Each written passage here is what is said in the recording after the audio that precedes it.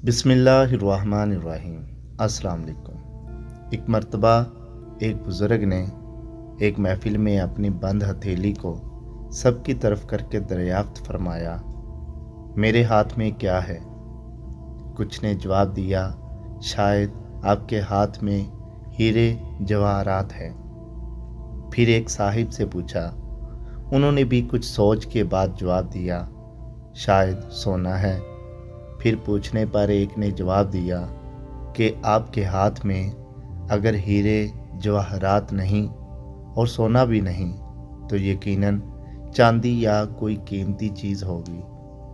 तब उन बुज़ुर्ग ने अपने हाथ को खोला तो उनके हाथ पर चंद कंकरियां थी। सब हैरान रह गए। इरशाद किया, औरत की मिसाल इस बंद मुट्ठी की तरह कि अगर वो बंद है यानी बापर्दा है तो हीरे जवाहरात, सोना चांदी और उसकी बेशबहा कीमत है।